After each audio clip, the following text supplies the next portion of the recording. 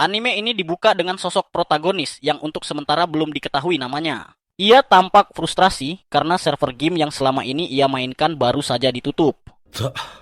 たった3年でサービス終了とか。 Sebagai seseorang yang telah menghabiskan setidaknya 10 tahun tenggelam di dunia game, ia berpikir logis seperti gamer pada umumnya dan memutuskan untuk mencari game yang benar-benar sulit di internet. Dalam pencariannya, ia menemukan sebuah halaman aneh.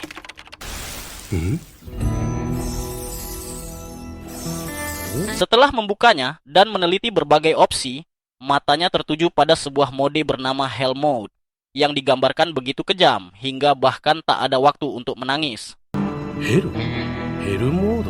Mode itu langsung menarik perhatiannya. Melihat perbedaan tingkat kesulitan yang sangat besar antar kelas, ia memilih kelas Summoner yang bahkan dianggap lebih sulit daripada Raja Iblis itu sendiri. ありつかい。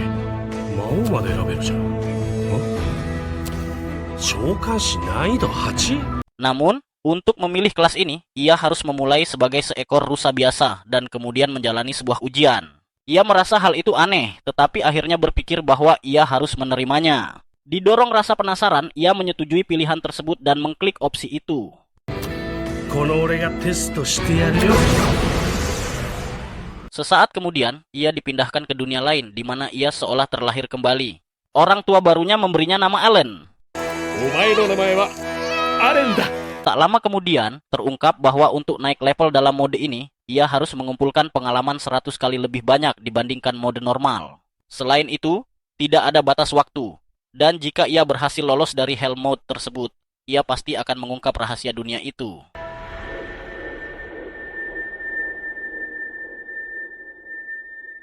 Waktu pun berlalu dan kita mengetahui bahwa di kehidupan sebelumnya, nama aslinya adalah Kenichi Yamada, seorang pria berusia 35 tahun, menganggur, lajang, dan tanpa kehidupan sosial. Kini, dengan usia baru 1 tahun, reinkarnasinya ke dunia ini telah menyelamatkan hidupnya. Ia merasa bersyukur karena meskipun belum bisa berbicara, ia memahami segalanya dengan sempurna, sebab semua bahasa secara otomatis diterjemahkan untuknya. Sesuai dengan penjelasan game, ia memulai sebagai seorang budak. Keluarganya bekerja mengolah tanah yang telah ditebangi untuk membayar pajak kepada penguasa wilayah tersebut.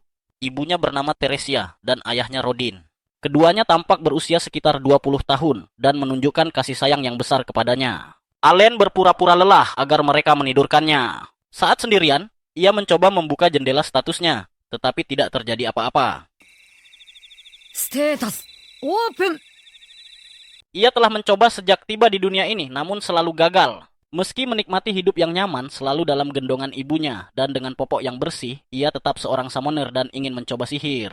Tiba-tiba, sesuatu akhirnya berhasil dan sebuah buku muncul di hadapannya. Namun, setiap gerakan mendadak menimbulkan suara yang bisa menarik perhatian. Beruntung, buku itu segera menghilang dan ia kembali berpura-pura tidur. Orang tuanya pun menjadi tenang dan meninggalkannya sendirian lagi. Ia memanfaatkan kesempatan itu untuk mengakses Guild Summoning. Di sana, ia memastikan bahwa kelasnya memang Summoner. Meski statistiknya sangat rendah, ia paham bahwa ia membutuhkan banyak pengalaman untuk menjadi lebih kuat.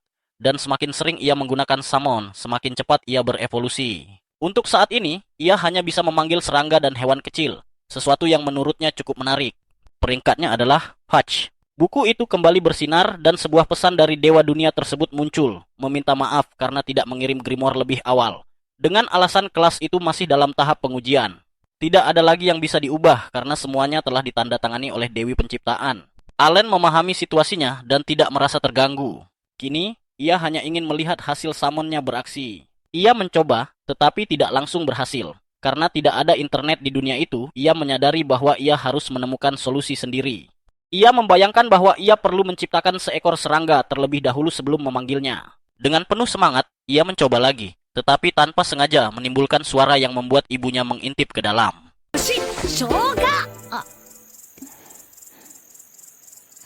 Untungnya, sang ibu tidak menyadari hal yang aneh. Allen kemudian tertidur sejenak dan memutuskan untuk beristirahat, sambil mengeluhkan bahwa tubuh bayi berusia 1 tahun tidak memiliki banyak stamina. Keesokan harinya, saat ibunya mengurus rumah dan ayahnya bekerja, ia kembali memanfaatkan waktu tidur siang untuk mencoba lagi. Kali ini, ia berhasil memanggil seekor belalang. Ia mendaftarkan summon tersebut di bukunya dan menyadari bahwa serangga peringkat H itu belum memiliki nama. Ia pun menamainya Denka. Di bawahnya muncul berbagai blessing yang meningkatkan kecepatan dan daya tahan belalang tersebut. Alan terkejut saat menyadari bahwa statistiknya sendiri juga ikut meningkat. Namun, suara yang muncul kembali menarik perhatian dan ibunya masuk ke ruangan. Dengan cepat, ia mengirim Denka kembali ke dunia asalnya. Hari demi hari berlalu dan Alan terus menguji sihir pemanggilannya. Ia mendapatkan rekan baru, seekor tikus bernama Chorosuke, yang mulai memata-matainya meski kecerdasannya rendah. Saat ini, Alan dapat menyimpan hingga 10 summon. Bergantung pada blessing monster yang ia simpan, statistiknya akan meningkat. Dengan menyimpan 10 summon, kekuatannya naik lebih dari 10 poin, membuatnya lebih kuat daripada anak-anak seusianya. Naik level akan membuka berbagai kemampuan baru. Tetapi karena tingkat kesulitannya 100 kali lipat, ia mulai menyesal dan berpikir bahwa mungkin ia tidak akan pernah bisa menyelesaikannya. Pada saat itu, ayahnya pulang ke rumah dan Teresia terkejut melihat kondisinya. Meski ia meminta mereka untuk tidak khawatir, sang ayah menjelaskan bahwa ia baru saja berburu seekor babi hutan. Ia bertanya, apakah Alan ingin melihatnya? Dan bocah itu menjawab dengan penuh semangat karena ingin melihat monster pertama di dunia tersebut. Dalam perjalanan, Rodin menunjuk burung-burung migran yang terbang ke utara, menjelaskan bahwa itu adalah pertanda musim gugur. Ia mengatakan bahwa nama Alan terinspirasi dari makhluk-makhluk itu yang bisa terbang bebas kemana saja hingga ke ujung dunia. Ia tertawa sambil bercerita bahwa ibunya sempat marah karena ia memilih nama yang terinspirasi dari monster. Sesampainya di lokasi, Alan terpukau oleh ukuran babi hutan tersebut. Gerda mengumumkan bahwa pahlawan hari ini telah tiba, sementara Rodin memintanya untuk tidak berlebihan. Ia memperkenalkan Alan kepada putranya, yang terkejut melihat seorang bayi 1 tahun sudah bisa berbicara. Saat Alan bertanya apakah babi hutan itu kuat, Gerda menjelaskan bahwa dibutuhkan 20 orang untuk mengalahkannya, karena itu adalah monster peringkat C. 10 bulan kemudian, Alan akhirnya mencapai level 2 sebagai summoner. Kini ia bisa menciptakan summon peringkat G dan bahkan melakukan sintesis. Kapasitas penyimpanannya meningkat dan ia memperoleh semacam memo untuk menyimpan informasi serta pemikirannya. Dengan penuh antusias, ia ingin mencoba sintesis. Tetapi karena mananya belum cukup, ia memutuskan untuk makan, memulihkan energi, lalu segera mencobanya lagi. Namun, ia tetap kehabisan mana. Meski begitu, Alan tidak berpikir untuk menyerah. Jika ia tidak bisa melakukan sintesis monster, ia mencoba menciptakan summon peringkat G1, tetapi kembali gagal karena kekurangan mana. Tanpa pilihan lain, satu-satunya hal yang bisa ia lakukan saat itu hanyalah tidur. Waktu terus berlalu, dan kini pada usia 3 tahun, Alan masih berada di tingkat penciptaan level 2. Hingga saat itu, ia baru berhasil menggunakan sintesis sekitar 20 kali. Dalam salah satu percobaan tersebut, ia mencampurkan monster dan tanpa sengaja menciptakan seekor burung peringkat G baru dengan sebaran geografis yang luas, yang kemudian diberi nama Cepi.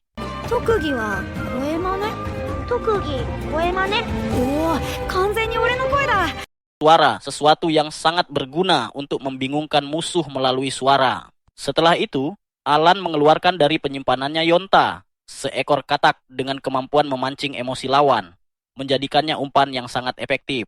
Kemudian ia memanggil Mogusuke, seekor tikus tanah yang mampu menggali terowongan, kemampuan yang sangat berguna untuk jebakan maupun pelarian. Alan pun merasa bersemangat karena panggilan peringkat G ternyata benar-benar efektif. Siapapun yang menguasai statistik panggilannya bahkan hampir bisa berevolusi dengan sendirinya. Meski begitu, ketika ia akhirnya terjatuh ke salah satu terowongan milik Mogusuke, ia hanya bisa mengeluh, menyadari bahwa perjalanannya masih panjang sebelum mampu menghadapi monster sungguhan. Pada saat itu, ia teringat bahwa waktu sudah menunjukkan pukul 3 sore dan Krena seharusnya tiba kapan saja. Benar saja, tak lama kemudian gadis itu muncul dan memanggilnya untuk bermain. Krena adalah anak tetangga sekaligus gadis yang sama yang sering memukulnya saat mereka bermain di malam hari. Alan bertanya-tanya dari mana gadis itu mendapatkan kekuatan sebesar itu. Sampai akhirnya ia teringat bonus yang ia terima berkat panggilannya. Beberapa waktu kemudian, diketahui bahwa Teresa hamil lagi. Ia meminta Krena untuk segera pulang karena hari sudah mulai larut. Gadis itu pun menuruti, berpamitan. Sementara Alan tertinggal tergeletak di tanah, kelelahan total. Tak lama setelah itu, saat makan malam Alan mengatakan kepada ayahnya bahwa ia ingin membantu. Perut ibunya yang semakin membesar membuat kedua orang tuanya terkejut mendengar niat tersebut. Alan menyadari bahwa bahkan tanpa menggunakan panggilan, kekuatannya kini sudah mendekati orang dewasa. Meski demikian, orang tuanya menjawab bahwa lebih baik ia tetap bermain dengan Krena, karena ia masih anak-anak dan akan tiba waktunya kelak ketika ia harus membantu di ladang. Alan mengangguk setuju, menyadari bahwa mereka benar, karena hampir mustahil menghapus status budak. Ia merasa telah berbicara terlalu cepat dan memutuskan untuk terus bermain untuk sementara waktu. Orang tuanya kemudian bertanya mengapa akhir-akhir ini ia sering melempar kartu merah ke arah pohon. Alan menjawab bahwa ia sudah menjelaskannya sebelumnya. Jika monster muncul di dekat rumah, ia ingin bisa melindungi ibunya. Ayahnya terharu mendengar hal itu, meskipun kenyataannya Alan hanya sedang menguji apakah ia bisa membuka kemampuan lain. Saat itu, Rodin berkomentar bahwa ia tak sabar menantikan ritual evaluasi yang berlangsung ketika anak-anak berusia 5 tahun. Momen di mana dewa dunia tersebut menilai anugerah apa yang mereka miliki dan apakah mereka dianggap berharga. Bergantung pada anugerah tersebut, bahkan mungkin saja seseorang bisa terlepas dari kehidupan di ladang. Waktu kembali berlalu, dan ketika musim dingin tiba, Alan berniat kembali melatih panggilannya. Namun Krena muncul dan menyeretnya untuk berlatih pedang, atau lebih tepatnya, untuk dipukuli lagi. Ayahnya datang dan menertawakan situasi itu. Tak lama kemudian, ibunya terkejut melihat Denka dan akhirnya terjatuh ke tanah. Alan bertindak cepat menyembunyikan panggilannya dan segera menyadari bahwa proses persalinan telah dimulai. Ia membantu dengan memanaskan air dan memperingatkan ayahnya yang kebingungan menghadapi semua kejadian yang berlangsung bersamaan. Untungnya, Matilda, ibu Krena, datang bersama Gerda dan putrinya. Matilda memperingatkan bahwa para pria harus keluar dan mengusir mereka dari rumah. Ia mengambil alih proses persalinan, dan saat fajar menyingsing, semua orang terbangun oleh tangisan bayi. Ketika memasuki ruangan, Teresa memberitahu Rodin bahwa bayi itu adalah seorang laki-laki. Saat ditanya nama apa yang ingin ia berikan, ia memilih Mash. Teresa menyukai nama itu, tetapi bertanya apakah nama tersebut juga terinspirasi dari monster. Rodin berdiri dengan kesal, namun terkejut ketika Teresa justru tertawa. Sementara itu, Alan merenungkan alasan mengapa ia bereinkarnasi ke dunia ini. Ia benar-benar menginginkan permainan yang sangat sulit, sesuatu yang menuntut seluruh kekuatannya. Kehidupan sebelumnya terasa kosong, tanpa uang, tanpa ijazah, tanpa pacar, tidak ada apa-apa selain keinginan untuk menjadi lebih kuat dalam sebuah permainan. Atau setidaknya, begitulah rencananya. Ibunya memintanya mendekat dan saat menyentuh adik laki-lakinya, Alan mulai menangis. Teresa menenangkannya dan mengatakan agar ia tidak khawatir. Dalam hati, Alan tahu ia belum tahu bagaimana caranya, tetapi ia berjanji pada dirinya sendiri bahwa suatu hari nanti ia akan membebaskan orang tuanya dari status budak dan menjaga keluarganya. Saat Alan akhirnya menginjak usia 5 tahun, tibalah momen penting yang menentukan masa depan setiap anak di negeri itu. Upacara penilaian bakat. Rasa penasarannya membuat ia bertanya kepada ayahnya, Rodin, tentang seperti apa sebenarnya acara tersebut. Dengan nada serius namun lembut, Rodin menjelaskan bahwa upacara itu merupakan kewajiban mutlak bagi semua orang, tanpa memandang status sosial. Baik rakyat jelata maupun bangsawan harus mengikutinya begitu mencapai usia tersebut. Upacara ini menjadi satu-satunya pintu untuk mengubah nasib, karena seseorang yang terbukti memiliki bakat dapat naik derajat dalam masyarakat. Namun kesempatan itu datang bersama kenyataan pahit, pesaingnya tak terhitung jumlahnya. Sejak tanah ini dihuni, anak-anak terus lahir, dan semuanya akan berdiri sejajar di hari penilaian yang sama. Belum sempat Ellen mencerna semua itu, Krena datang menyapanya dengan wajah cerah. Karena usia mereka sama, ia mengajak Ellen berangkat bersama ke upacara. Semangat Krena begitu menular, terlebih saat mereka semakin dekat dengan desa rakyat jelata. Ia dengan bangga berkata bahwa jika dirinya dinilai berbakat sebagai pendekar pedang, maka ia pasti akan menjadi seorang ksatria. Di sepanjang jalan, Ellen memperhatikan orang-orang di sekitar mereka. Banyak yang berpakaian jauh lebih rapi dibanding dirinya, membuatnya bertanya-tanya, apakah mereka benar-benar berasal dari kalangan jelata.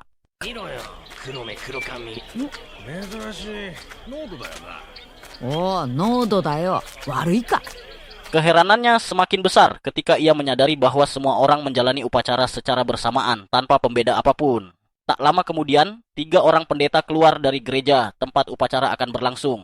Mereka membuka prosesi dengan khotbah tentang Elmia, dewa pencipta, yang memberkati semua manusia secara setara. Pendeta itu menegaskan bahwa negeri ini pernah melahirkan pahlawan besar dari kalangan rakyat biasa. Casis Sang Santo dan Diber, Sang Raja Pedang, disebut sebagai bukti bahwa asal-usul bukanlah penentu akhir. Mendengar itu, Alan teringat mekanisme dalam game yang pernah ia mainkan. Kelas legendaris selalu dimulai dari status terendah. Ia dulu mengira itu hanya aturan permainan, tetapi kini menyadari bahwa dunia ini bekerja dengan logika yang sama. Karena itulah semua orang diwajibkan mengikuti upacara ini. Setelah itu, semua peserta dipersilakan masuk. Alan menatap patung-patung dewa yang berdiri megah di dalam bangunan suci itu. Patung di tengah langsung dikenalnya sebagai Elmia, dewa yang pernah mengirimkan surat kepadanya. であれが創造神エルメア。1歳の時に運営からメッセージもらったな。 Upacara pun dimulai dengan pengumuman peserta pertama, Palomus, putra kepala desa Deboji. Ia diminta meletakkan tangannya di atas bola kristal, sementara pendeta menjelaskan bahwa semua bakat dan atributnya akan terukir pada pelat logam di belakangnya. 魔導書のステータスと同じだ。 Ketika hasilnya muncul, Alan terkejut karena tampilannya persis seperti halaman status dalam grimoire miliknya.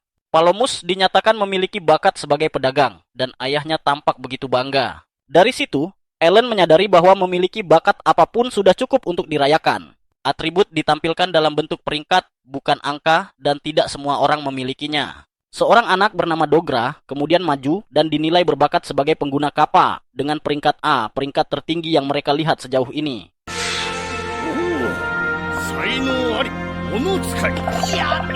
Hal itu memperjelas bahwa peringkat tinggi hampir mustahil muncul tanpa bakat. Tibalah giliran Krena. Dengan penuh antusias, ia berlari ke bola kristal. Seketika, cahaya terang memancar, membuat seluruh ruangan terdiam.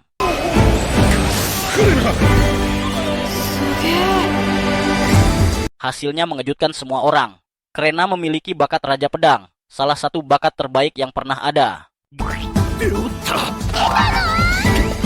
Gerda memeluk putrinya dengan bangga, meski Krena sendiri tampak kecewa karena awalnya ingin menjadi pendekar pedang biasa. Berbeda dengan yang lain, Alan sama sekali tidak terkejut. Baginya, itulah satu-satunya penjelasan masuk akal atas kekuatan Krena. Akhirnya, giliran Alan tiba. Ia merasa lega, yakin bahwa orang tuanya akan mengetahui jati dirinya sebagai pemanggil. Namun saat ia menyentuh bola kristal, cahaya yang muncul jauh lebih terang dibanding sebelumnya, bahkan mendorong tubuhnya mundur. Rodin segera memeriksanya, tetapi Alan dengan santai mengatakan bahwa latihan bersama Krena jauh lebih berat. Ketika hasilnya dibacakan, suasana mendadak berubah. Pendeta menyatakan bahwa Alan tidak memiliki bakat apapun. Merasa ada yang janggal, Alan memeriksa pelat logam itu sendiri dan mendapati teks rusak di bagian bakatnya. Dalam hati, ia mengutuk Elmia karena gagal memperbaiki bak dunia ini.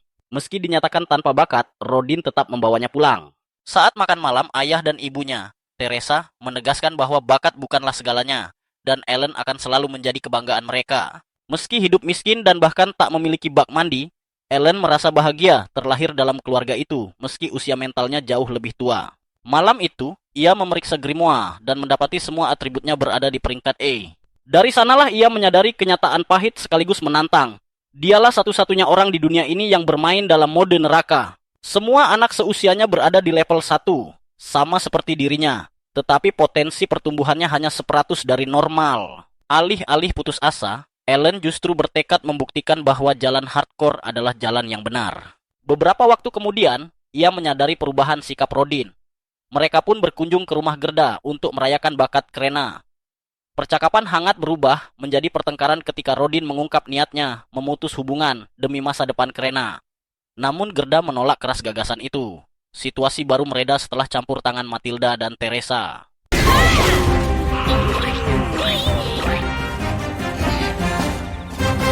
Dari percakapan selanjutnya, Alan mengetahui bahwa keempat orang dewasa itu adalah sahabat sejak kecil, membangun rumah dan kehidupan bersama. Keesokan harinya, kabar tentang Krena Sang Raja Pedang menyebar luas. Saat Ordo Kesatria datang mencarinya, Alan hanya bisa tersenyum kecil. Tiba-tiba, Dogra mendekatinya, dan Alan mengenalinya sebagai anak dari upacara penilaian bakat. Ia sudah memamerkan bakatnya sebagai pengguna kapak peringkat AB, meskipun hanya membawa tongkat besar. Dogra mengejek Alan, mengatakan bahwa orang tak berbakat tidak punya tempat di sini. Sebelum Alan sempat membalas, Krena langsung membelanya, berkata bahwa Alan berada di sini karena ia kuat. Dogra tentu saja tidak percaya dan mengingatkan bahwa semua peringkat Ellen adalah I, serta ia hanyalah rakyat jelata. Krena mencoba menyerangnya, tetapi ayahnya segera menahannya. Kepala desa kemudian mengumumkan bahwa Ordo Kesatria telah tiba, membuat semua orang menyingkir. Semua orang mengenali kapten mereka, seorang swordmaster bernama Zenov.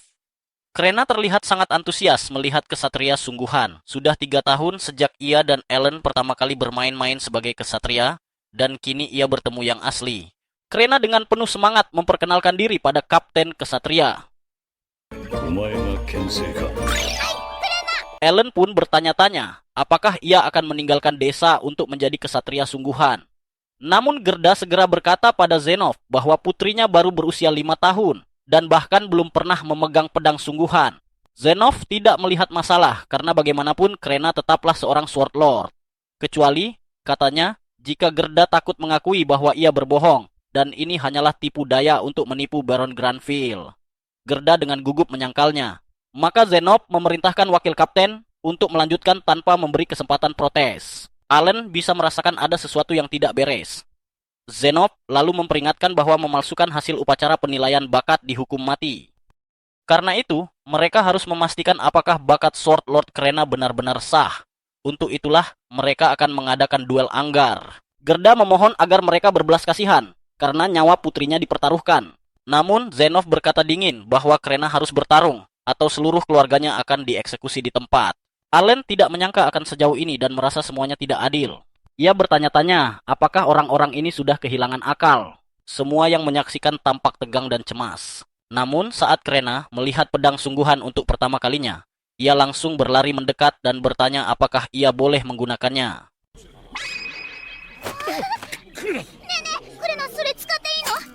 Tanpa ragu, ia mengangkat pedang besar itu dan dengan penuh semangat menantang wakil kapten kesatria untuk duel. Wakil kapten memperkenalkan dirinya sebagai Lebran dan menerima tantangan itu, dengan mudah menahan serangan pertama Krena. Krena mengayunkan pedangnya tanpa kesulitan, membuat Dogra terkejut karena ia mampu menggunakan pedang yang hampir setinggi tubuhnya sendiri. Ellen tahu bahwa kemampuan penguasaan pedang Krena mungkin berada di sekitar tingkat 5 berkat permainan duel harian mereka. Tetapi ia tidak tahu seberapa besar itu akan membantunya. Akhirnya Lebran memutuskan untuk menyerang balik. Krena nyaris tak mampu menahan tebasannya, membuat ayahnya panik. Ia mundur lalu kembali menyerang, tetapi Lebran menendangnya dengan keras hingga tubuhnya menghantam dinding.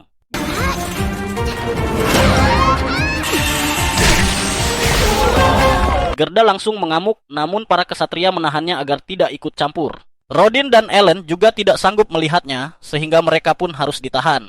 Allen sangat marah, karena ini jelas terlalu kejam bagi seorang gadis berusia 5 tahun. Bahkan jika ia seorang Sword Lord, orang dewasa tetap memiliki keunggulan dalam pengalaman dan tingkat kemampuan. Namun meski semua orang khawatir, Krena tetap berdiri kembali. Aura kuat menyelubungi tubuhnya, begitu intens hingga bahkan wakil kapten kesatria pun merasakan ancaman dan buru-buru menahan setiap serangannya. Namun kali ini, kekuatannya begitu luar biasa sampai-sampai dia bahkan tak mampu mempertahankan posisinya dan menyadari bahwa ini adalah sebuah kemampuan tambahan. Hingga akhirnya Krena melancarkan serangan terakhir yang mematahkan pedang Lebran menjadi 2 bagian. Tepat setelah itu, Zenov mengumumkan bahwa duel telah berakhir dan meminta mereka menurunkan senjata. Krena tampak terkejut karena pertarungan itu berakhir begitu cepat, tetapi ia tetap mengucapkan terima kasih kepada Lebran, sambil mengatakan bahwa dia kuat untuk ukuran seorang kakek. Lebran sempat mencoba menjelaskan bahwa dirinya sebenarnya belum setua itu, karena baru berusia 24 tahun, namun ia akhirnya menyerah dan menerima kekalahannya.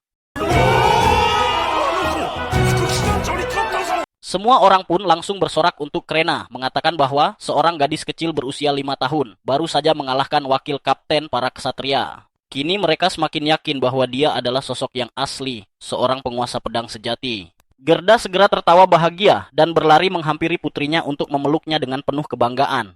Sementara Zenov tahu bahwa tak ada cara untuk menyangkal hasil ini setelah melihat kondisi pedang Krena usai duel. Karena itu, ia memutuskan untuk memuji Gerda atas keberhasilannya membesarkan seorang penguasa pedang, sekaligus meminta maaf atas sikap kasarnya sebelumnya. Gerda jelas masih kesal dengan apa yang terjadi, tetapi Zenov bersikeras mengatakan bahwa putrinya memiliki bakat yang luar biasa, sehingga ia ingin mendiskusikan masa depan Krena dengannya. Gerda masih ragu untuk menerima undangan tersebut, namun Zenov mengatakan bahwa ia boleh membawa teman-temannya jika itu membuatnya lebih nyaman. Hal itu akhirnya meyakinkan Gerda. Mereka pun bertemu di kediaman kepala suku untuk menikmati jamuan makan. Meski begitu, Ellen bisa merasakan bahwa Gerda masih menyimpan kekesalan, dan ia tidak benar-benar bisa menyalahkannya. Ia juga mengerti mengapa sang kapten dan putra kepala suku ada di sana, tetapi ia sama sekali tak tahu mengapa Dogra dan ayahnya ikut hadir. Allen berasumsi bahwa mereka hanya tidak ingin tersisih oleh ketenaran sang penguasa pedang. Terlepas dari itu semua, ia memutuskan untuk diam-diam membawa pulang beberapa buah yang ada di meja. Zenov mempersilakan mereka makan sambil ia berbicara, lalu memperkenalkan dirinya secara resmi sebagai kapten para kesatria. Ia menjelaskan bahwa dirinya dikirim ke sini atas perintah tuannya untuk memastikan apakah benar ada seorang penguasa pedang di antara mereka, dan hasilnya kini sudah sangat jelas. Zenov kemudian memberitahu Deboji bahwa desa perbatasan ini awalnya akan dinamai sesuai dengan namanya setelah benar-benar berdiri. Namun, karena kini diketahui bahwa seorang penguasa pedang telah lahir di sini, tuannya memutuskan untuk menghormati momen besar ini dengan menamainya Desa Krena. Gerda jelas terkejut mendengarnya, dan raut masam di wajahnya langsung menghilang. Deboji dengan senang hati menerima keputusan tersebut, mengatakan bahwa ia menghormati keputusan sang baron. Zenov meminta maaf atas perubahan ini dan menjelaskan bahwa 3 tahun lalu pernah lahir seorang penguasa pedang dari keluarga seorang count. Allen yang sedang menyelipkan buah ke dalam bajunya terkejut mendengar hal itu, karena ia yakin penguasa pedang seharusnya hanya bisa lahir dari kalangan rakyat jelata, orang bebas, atau bangsawan setingkat baron. Zenov melanjutkan bahwa orang tersebut kemudian mengabdi kepada keluarga kerajaan, namun gagal memenuhi harapan. Hal itu memicu peninjauan ulang yang akhirnya menyimpulkan bahwa bakatnya sebenarnya hanyalah setara pendekar biasa. Setelahnya ditemukan pula bahwa banyak bangsawan telah melebih-lebihkan bakat mereka. Karena itulah, kerajaan kini sangat ketat dalam memverifikasi setiap hasil. Sekali lagi, ia meminta maaf karena telah membuat Krena melalui ujian yang begitu berat dan meminta Gerda untuk terus membesarkan putrinya agar dapat berkembang sebagai penguasa pedang sejati. Ketika Krena mencapai usia 12 tahun, ia bisa belajar di akademi dan pada akhirnya mengabdi langsung kepada keluarga kerajaan. Zenov menambahkan bahwa pada waktunya, seorang instruktur akan dikirim ke desa ini, sehingga setiap anak yang memiliki bakat harus belajar dengan sungguh-sungguh demi meraih kesempatan masuk akademi. Krena berkata kepada Ellen bahwa ia harus belajar bersama mereka, tetapi Dogra mengingatkannya bahwa Ellen bahkan tidak bisa belajar keluar dari kantong kertas. Mereka pun kembali bertengkar, hingga akhirnya Zenov menyadari keberadaan Ellen. Rodin lalu memberitahu bahwa dia adalah putranya. Gerda akhirnya memperkenalkan Ellen, dan Zenov langsung mengenali bahwa Rodin adalah pemburu babi hutan legendaris. Ia segera berdiri untuk memberi penghormatan yang layak, seraya menjelaskan bahwa sang baron sangat menyukai daging babi hutan besar yang setiap musim dingin dipasok dari desa ini. Zenov meminta Rodin menganggap pujian itu sebagai pujian langsung dari sang baron, menyebutnya sebagai pahlawan sejati karena mengambil peran paling berbahaya dalam perburuan. Rodin menjabat tangannya sebagai ucapan terima kasih, dan setelah mereka pergi, ia mengakui bahwa ia terkejut karena bahkan rakyat jelata sepertinya bisa mendapat pengakuan dari para petinggi. Ia berkata kepada Ellen bahwa anak itu juga akan melakukan hal-hal besar karena darahnya mengalir dalam dirinya. Tepat saat itu, Ellen mengatakan bahwa ia telah menyelundupkan beberapa buah untuk ibunya dan Mash.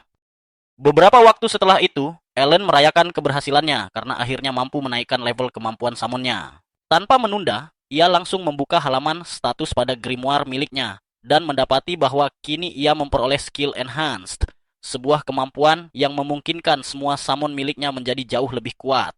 Selain itu, ia juga membuka akses terhadap makhluk berperingkat rendah, sesuatu yang sebenarnya sudah ia perkirakan. Namun, untuk mendapatkan jenis baru seperti yang pernah ia lakukan pada Cepi, ia tetap harus melakukan fusi terlebih dahulu. Rasa penasaran membuat Ellen bersemangat memikirkan tipe apa yang akan muncul selanjutnya. Dalam hati, ia sangat berharap bisa mendapatkan naga yang terlihat mengintimidasi. Kabar baik lainnya, kapasitas inventaris kartunya meningkat dari 20 menjadi 30 kartu, yang berarti ia bisa memperoleh 1,5 buff tambahan. Sudah 2 tahun penuh sejak terakhir kali skill summonnya naik level, jadi ia tahu dirinya perlu banyak bereksperimen nanti. Malam harinya, Ellen dengan sukarela menawarkan diri untuk mencuci piring. Alasannya sederhana, Teresia sedang mengandung lagi dan perlu banyak beristirahat. Meski begitu, di balik niat baik itu, Ellen sebenarnya ingin segera menyelesaikan pekerjaan rumah agar bisa bermain-main dengan skill barunya. Mas lalu bertanya polos apakah ia akan memiliki adik laki-laki. Tetapi Rodin menjelaskan bahwa bisa saja yang lahir nanti laki-laki atau perempuan. Teresia menambahkan bahwa tendangannya terasa sangat lembut, sehingga ia punya firasat anak ini perempuan. Rodin langsung berkomentar bahwa mereka harus mulai memikirkan nama. Namun Teresia segera mengingatkan bahwa Rodin pernah berjanji, jika anaknya perempuan, dialah yang berhak memberi nama. Saat Teresia sibuk memikirkan nama, Ellen menyadari MP-nya kembali penuh. Ia pun memeriksa grimoire dan mendapati sebuah pesan dari Almia, dewa penciptaan. Tanpa sadar, ia membaca nama itu dengan suara keras, membuat kedua orang tuanya terkejut. Rodin langsung menegurnya dan memperingatkan agar tidak menyebut nama Tuhan sembarangan. Teresia juga menambahkan bahwa tingkah Ellen hari itu terasa aneh. Panik, Ellen berpura-pura polos dan menyalahkan waktu yang buruk dari para pengembang. Ia pun segera mengalihkan topik dengan mengatakan bahwa bekas luka di lengan ayahnya terlihat jauh lebih baik. Rodin menjelaskan bahwa hal itu terjadi karena ia berhasil melewati sebuah ujian para dewa saat perburuan babi hari ini. Peristiwa itu kadang muncul secara tiba-tiba ketika berburu, memberikan lonjakan energi yang mampu menghapus semua luka dan kelelahan. Ellen berpura-pura kagum dan bingung. Meski dalam hati ia menyimpulkan bahwa itulah cara dunia ini menggambarkan proses naik level. Rodin, yang sudah sangat berpengalaman dalam perburuan, memang tidak bisa melihat statistiknya sendiri. Tetapi Ellen yakin, level ayahnya pasti sudah sangat tinggi. Meski skill summon-nya meningkat, Ellen masih berada di level 1 karena belum pernah mengalahkan monster. Ia sadar tak akan mendapat pengalaman tanpa bertarung. Namun sebagai warga budak petani, ia dilarang keluar desa tanpa izin. Saat mengajukan diri untuk berburu, Rodin menolaknya tegas, mengingatkan bahwa berburu bukan permainan. Ellen pun mengalah. Malam harinya, Ellen membuka grimoire dan membaca pesan dari Elmia. Teks bermasalah saat appraisal telah diperbaiki, dan dijelaskan bahwa peringkat statistik E muncul karena sistem level yang lebih lambat di Hell Mode. Data mentah menunjukkan MP dan intelijensinya berada di peringkat S, sesuatu yang wajar bagi seorang summoner. Jumlah peringkat S hingga C miliknya setara dengan Krena, membuatnya cukup puas. Allen langsung bereksperimen. Enhance pada Danka terbukti meningkatkan statistik secara signifikan tanpa memengaruhi buff miliknya. Ia lalu memanggil Denka dan merasakan perbedaan dari penampilannya. Namun kegiatannya terhenti saat Teresia masuk kamar dan panik. Lalu tanpa ragu menginjak Denka, mengiranya serangga raksasa. Keesokan harinya, Ellen menyadari efek enhance pada kartu bersifat permanen. Selama MP mencukupi, semua kartu sebaiknya ditingkatkan. Setelah mencoba berbagai fusi, ia akhirnya membuka tipe baru dengan menggabungkan serangga dan burung peringkat F. Sayangnya, hasilnya adalah kartu tipe rumput peringkat F, sesuatu yang tak pernah ia bayangkan, meski tetap ia terima dan periksa buff-nya. Rasa lega muncul saat ia menyadari makhluk itu memberi buff MP, memungkinkannya melakukan lebih banyak hal dalam sehari dan memangkas waktu kenaikan level bertahun-tahun. Penasaran, Ellen memanggilnya untuk pertama kali. Yang muncul justru apel bertangan dan berkaki, lalu ia menamainya Apo. Makhluk itu bukan untuk bertarung, dengan kemampuan bernama Aroma. Saat skill itu digunakan, Apo menghilang ke dalam tanah dan sebuah tanaman kecil tumbuh hingga setinggi bahu, menyebarkan aroma menenangkan. Ketika Teresia datang memanggil makan siang, tanaman itu tetap berdiri dan ia hanya berkomentar bahwa aromanya harum. Ellen mengangguk meski masih bertanya-tanya kegunaannya selain buff. Usai makan siang, Krena datang berlatih pedang. Allen kembali kalah cepat, namun Krena sempat mengatakan ia terasa sedikit lebih tangguh. Terkejut, Allen membuka grimorinya dan mendapati penguasaan pedangnya telah mencapai tingkat 3. Ditambah inventaris yang lebih luas untuk memperkuat status. Ia pun mulai curiga bahwa kemampuan aroma mungkin juga memberi efek dalam pertempuran. Di saat itu, Allen teringat panggilan pertamanya, makhluk penyerang bernama Chomp. Ia ingin mencobanya, tetapi jelas tak mungkin menggunakannya pada manusia, sehingga keinginan itu hanya bisa ia pendam. Menjelang sore, ia kembali berlatih melempar batu di halaman belakang. Meski merasa telah melempar puluhan ribu kali, tak ada tanda peningkatan. Mash sempat menirunya, mengira itu hanya permainan, hingga Ellen memintanya bersabar. Meski sadar Mash seharusnya membantu ibunya yang sedang hamil. Allen tahu ia seharusnya lebih fokus meningkatkan tingkat panggilan.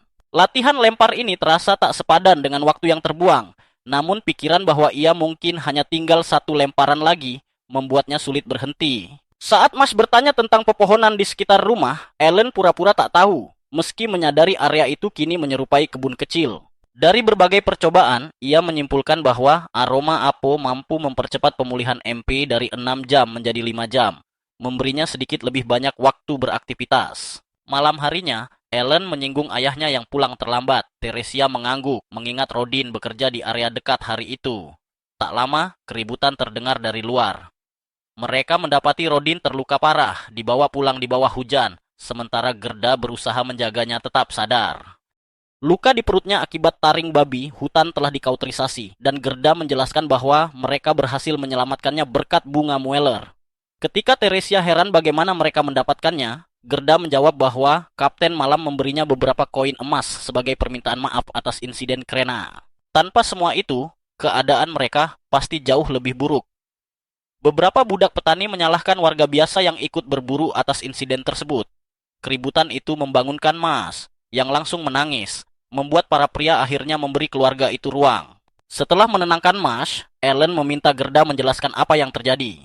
Ia menceritakan bahwa atas perintah kepala suku, warga biasa diizinkan ikut berburu babi, hutan perburuan berbahaya, namun sangat penting untuk bertahan hidup.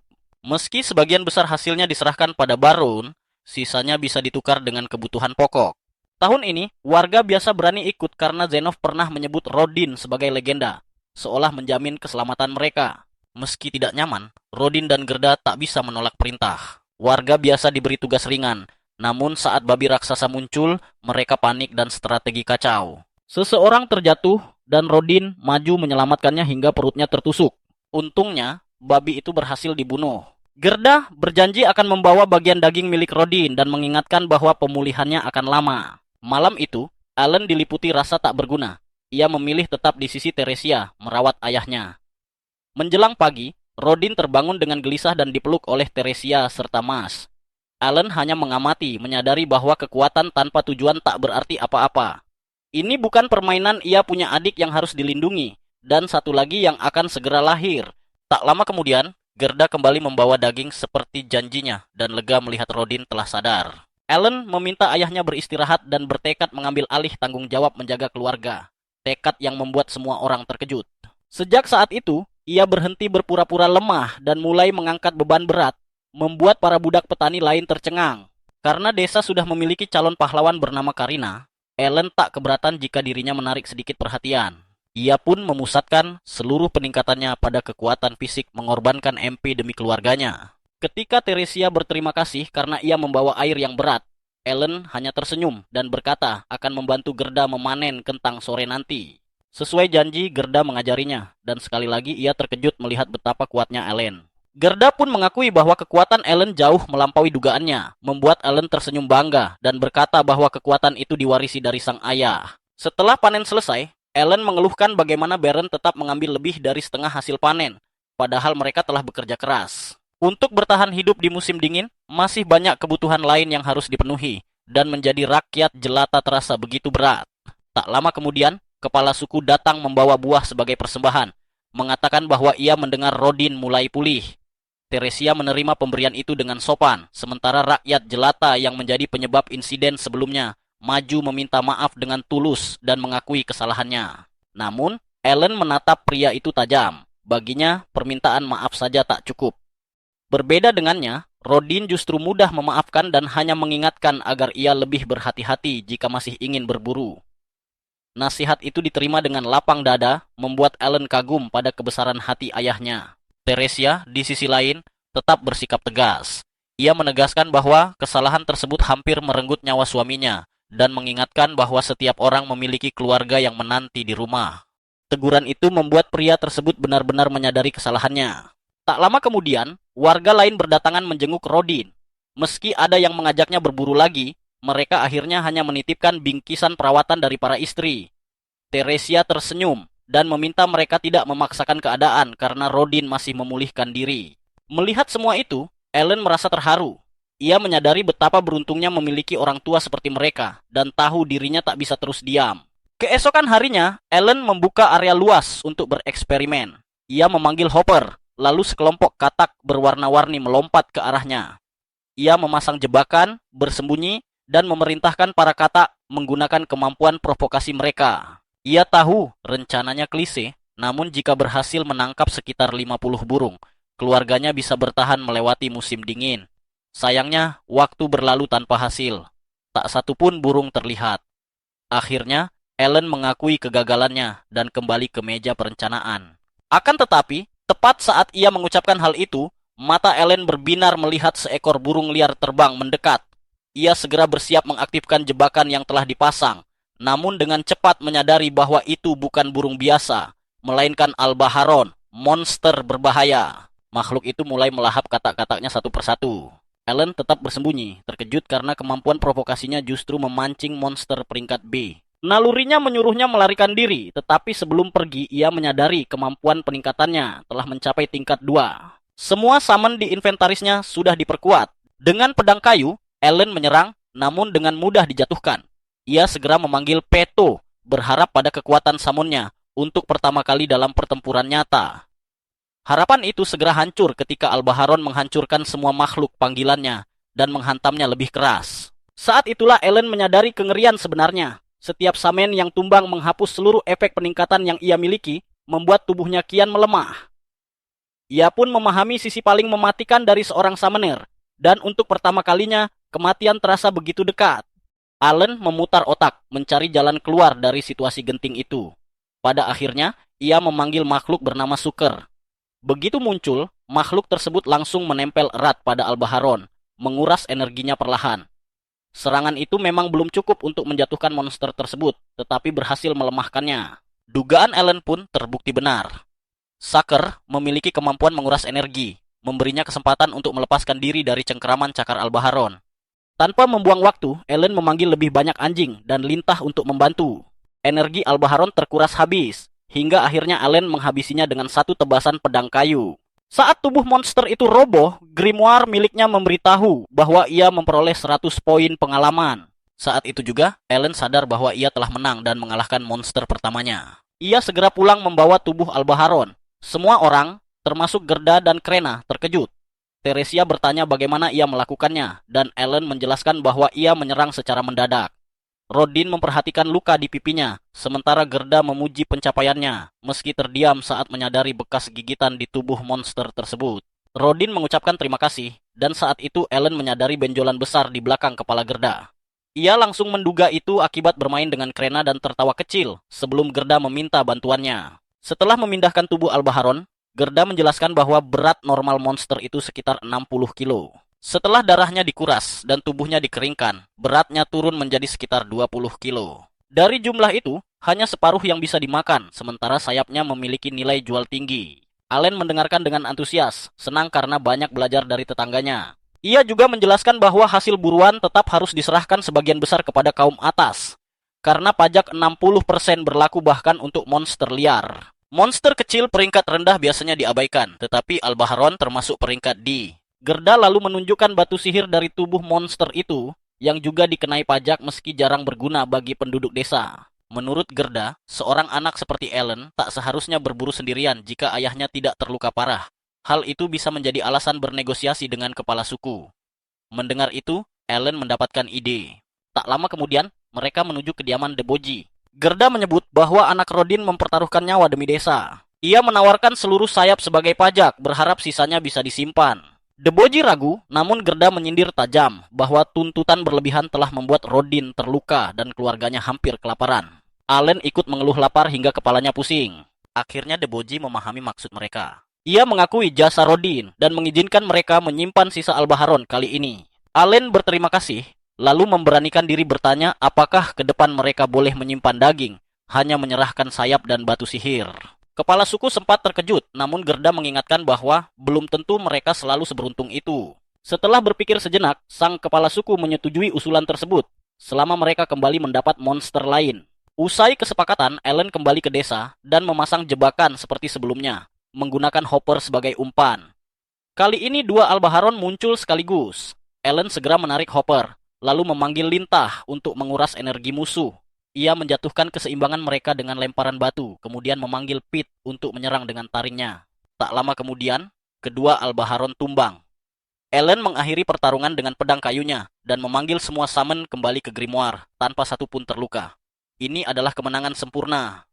Sejak berburu rutin setiap 3 hari, Inilah pertama kalinya Ellen menang tanpa korban.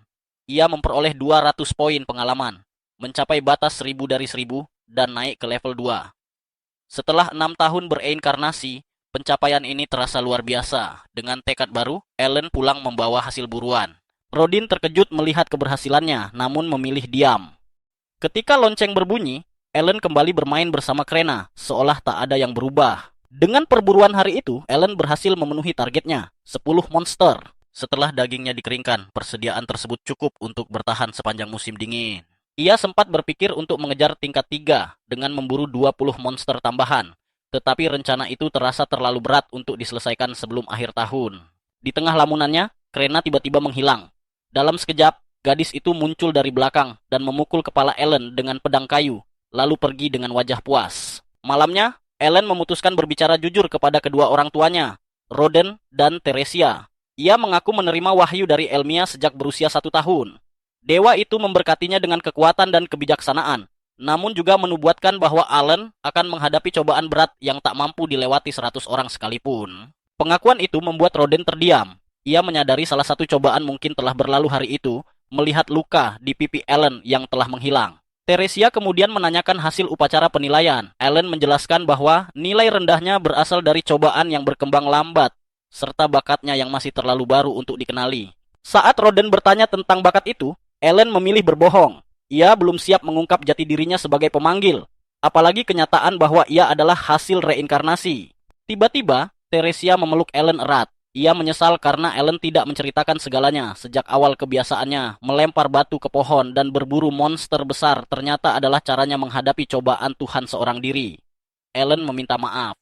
Ia hanya ingin membuktikan dirinya layak dan sanggup menghadapi ujian dengan berani. Rodin sebenarnya sudah menduga hal itu.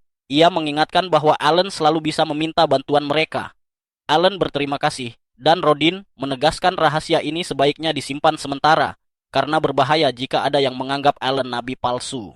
Meski begitu, Rodin berniat memberitahu Gerda yang selama ini membanggakan Krena sebagai calon pendekar pedang.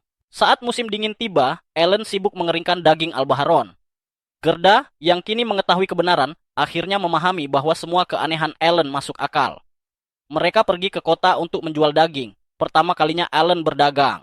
Gerda memuji keputusan menyimpan Albaharon dan menyinggung perbedaan serf dan rakyat biasa, terutama soal pajak. Ellen lalu bertanya apakah serf bisa menjadi rakyat biasa. Gerda menjelaskan bahwa diperlukan upeti 10 koin emas per anggota keluarga, atau hadiah langsung dari Baron. Dengan keluarga yang akan berjumlah 5 orang, Ellen menyadari ia membutuhkan 50 koin emas. Di toko pertama, mereka mulai barter, dan dari sana Ellen mulai memahami dunia perdagangan serta berniat mempelajarinya lebih jauh. Beberapa hari kemudian, Ellen pergi ke kota sendirian untuk menukar daging Albaharon. Ia singgah di sebuah kios buah dan bertanya tentang buah yang tergantung di langit-langit, karena baru pertama kali melihatnya. Pedagang menjelaskan bahwa buah itu bernama Popo, dan 1 buah dapat ditukar dengan 1 ikat daging. Setelah menukar sebagian daging, ia berkeliling kota sambil mencatat informasi penting. 1 ikat dendeng Albaharon bisa ditukar dengan 1 kantong garam, 4 buah mulmo, 1 buah popo, serta kayu bakar untuk 4 hari. Nilai mata uang pun setara, 1 koin emas sama dengan 100 koin perak, 1000 koin tembaga, dan 10.000 koin besi. 1 ikat dendeng bernilai 1 koin perak, artinya ia harus memburu 500 albaon demi 50 koin emas, target yang terasa ringan baginya. Ia lalu mengunjungi toko herbalis dan menanyakan obat pemulih MP, namun pemilik menolak karena terlalu langka. Di bagian belakang toko, Ellen menggambar tanaman obat ke grimoinnya. Saat menanyakan bunga Muller, pemilik menggeleng, teringat kejadian dengan Gerda sebulan lalu. Saat itu, Gerda memaksa membeli 1 bunga seharga 5 koin emas, memohon agar hanya membayar 3 koin dan berjanji melunasi sisanya, bahkan sampai berlutut. Ellen terkejut mengetahui betapa gigihnya Gerda berjuang demi menyelamatkan Rodin, bukti bahwa ia benar-benar sahabat sejati. Pemilik toko bahkan menyebut kegigihannya melebihi anak kecil di toko permen. Ia akhirnya menyerah, meski tetap gelisah sampai seluruh uang dibayarkan. Meski begitu, transaksi itu jelas merugikan dan kekesalannya belum sepenuhnya reda. Mendengar cerita tersebut, Ellen memutuskan memberikan sebungkus dendeng Albaharon. Pemilik toko langsung meminta maaf karena sempat meluapkan emosi. Ellen menjelaskan bahwa itu bukan barter, melainkan hadiah sebagai ungkapan terima kasih karena telah menjual bunga Muller dengan harga miring yang pada akhirnya menyelamatkan nyawa ayahnya. Dendeng itu hanyalah tanda kecil rasa terima kasih, dan ia berjanji akan membawa lebih banyak di lain waktu. Pemilik toko terdiam, terkejut oleh ketulusan itu, lalu meminta Ellen untuk tidak perlu menyebutkannya lagi. Setelah berpamitan, Ellen pergi dan memeriksa harga senjata. Satu senjata saja bernilai 50 koin perak, setara dengan 5 albaun utuh. Tak lama kemudian, Dogora mendekatinya dan memicu keributan. Setelah duel singkat, Ellen melucuti senjatanya dan pergi dengan tenang. Beberapa hari kemudian, di rumah Krena, Dogora kembali menantang. Kali ini, Ellen memilih mengajarinya. Sementara itu, Krena bermain kesatria bersama Mash, yang diam-diam menunjukkan bakat menjanjikan sebagai pengguna tombak. Sementara itu, Teresia baru saja melahirkan anak ketiganya, Maiola. Ellen memilih menghabiskan malam bersama ibunya demi melihat adik kecilnya. Namun, ketenangan itu tak berlangsung lama. Malam harinya, Rodin dan Gerda pulang lebih larut dari biasanya dengan wajah muram. Mereka baru saja dipanggil oleh kepala suku yang menyampaikan titah langsung dari Baron. Jumlah boor yang harus disetorkan dinaikkan dari 10 menjadi 15. Untuk memenuhi target itu, rakyat biasa harus diizinkan ikut berburu kembali tahun ini. Perintah tersebut sulit ditolak. Jika mereka gagal mengirimkan 15 boor sebelum musim dingin, lebih banyak serf akan didatangkan dari luar. Ellen memahami dampaknya. Bertambahnya serf berarti menyusutnya lahan, dan mereka yang tak bisa berburu berisiko kehilangan tanah. Perubahan ini bisa mengubah wajah kampung Krena sepenuhnya. Gerda menambahkan kabar yang lebih buruk. Tahun depan, target akan dinaikkan lagi menjadi 20 boor. Satu-satunya cara mencapainya adalah berburu lebih sering dari biasanya, lebih dari sekali dalam 10 hari, dengan risiko yang jauh lebih besar. Akhirnya, Allen angkat bicara. Menurutnya, menuruti tuntutan ini hanya akan membuat target terus naik hingga mustahil dipenuhi. Hasil akhirnya tetap sama, lebih banyak serf. Karena itu, ia menyarankan mengikuti perintah kepala suku dan mengizinkan rakyat biasa berburu lagi. Gerda menolak keras, tetapi Ellen mengingatkan bahwa kebijaksanaan Elmia menyertainya.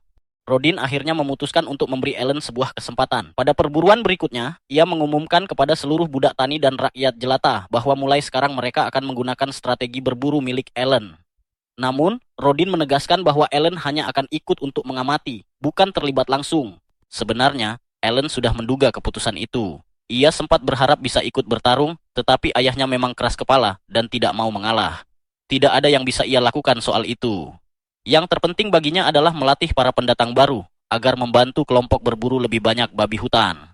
Ia tidak ingin melihat siapapun terluka, seperti ayahnya dulu. Seorang rakyat jelata yang pernah menyebabkan insiden tahun lalu mendekati Rodin untuk meminta maaf. Ia juga meminta agar Rodin tidak melindunginya jika terjadi sesuatu hari ini. Rodin dengan mudah menepis permintaan maaf itu. Ia tidak menyimpan dendam sedikit pun, dan hanya meminta orang itu untuk fokus menjalankan perannya dalam perburuan. Tak lama kemudian, tim pemburu meninggalkan desa. Bagi Allen, ini adalah kali pertama ia keluar dari desa setelah 7 tahun hidup sebagai seorang budak tani. Sebuah langkah kecil ke depan, namun sangat berarti. Dari kejauhan, ia bisa melihat pegunungan naga putih yang menjulang. Setiap musim gugur, babi hutan meninggalkan kaki pegunungan itu dan datang ke wilayah ini untuk mencari makanan.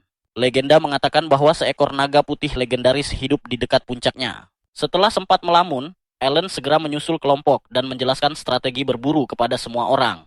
Rodin hanya mengingatkan mereka untuk tetap berpegang pada latihan yang telah dilakukan, lalu memerintahkan semua orang menuju posisi masing-masing. Sesuai janji, Ellen bersembunyi di tempat yang aman.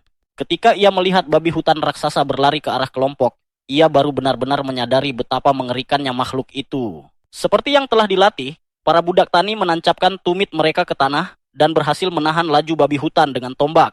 Sementara itu, Rodan dan para budak tani lainnya menyerang dari samping untuk menguras darah dan memberikan kerusakan tambahan. Allen mengamati semuanya dengan saksama.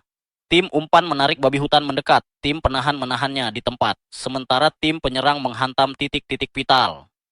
Metode inilah yang digunakan ayahnya dan para pemburu lain selama lebih dari 10 tahun tanpa bakat khusus. Saat babi hutan mulai melemah, Ellen memberi isyarat kepada para rakyat jelata untuk bersiap. Sejak awal, mengandalkan mereka untuk menahan serangan adalah kesalahan. Karena itu, strateginya adalah menempatkan mereka di tahap akhir untuk menghabisi babi hutan. Mereka hanya perlu menyerang sekali untuk mendapatkan pengalaman dari pertempuran tersebut dan menjadi lebih kuat. Begitu Rodin memberi perintah, para rakyat jelata menusukkan tombak mereka, dan akhirnya babi hutan itu tumbang. Saat tubuhnya jatuh ke tanah, mereka merasakan kekuatan mengalir ke dalam diri mereka, tanda bahwa mereka telah melewati ujian para dewa. Semuanya berjalan persis seperti rencana Ellen. Dari reaksi mereka, jelas mereka telah naik tingkat. Mengingat babi hutan adalah monster peringkat C, pengalaman yang mereka peroleh memang besar. Allen kemudian membuka grimoire-nya untuk memeriksa hasilnya sendiri. Namun, ia merasa frustrasi ketika mendapati bahwa ia tidak mendapatkan apapun. Karena hanya berdiri di dekat pertempuran, sistem tidak menganggapnya sebagai peserta. Para rakyat jelata menghampirinya dan mengucapkan terima kasih, mengatakan bahwa nasihatnya membuat perbedaan besar. Meski berperan penting dalam kemenangan itu, Ellen tetap merasakan pahitnya kekalahan di balik keberhasilan tersebut. Beberapa hari kemudian, saat Allen sedang mengambil air di desa, beberapa tetangga bertanya apakah ia akan ikut perburuan hari itu juga. Ia mengangguk dan berkata bahwa ia akan mengamati seperti biasa. Meski sebenarnya ia sangat ingin diizinkan memegang tombak. Para penduduk segera menolak ide itu, mengatakan bahwa Rodin akan memukuli mereka jika sampai menyarankan hal semacam itu. Seorang tetangga mengaku iri dan berharap bisa ikut berburu juga. Budak lain menyuruhnya meninggalkan pisau jagalnya dan bergabung saja, tetapi pria itu menjelaskan bahwa istrinya sedang mengandung. Ia harus bermain aman, meski ia selalu senang jika ada lebih banyak daging monster untuk diolah. Mendengar itu, Ellen meminta bantuan dan menunjukkan tumpukan albaheron yang perlu dipotong. Pria itu terkejut melihat jumlahnya.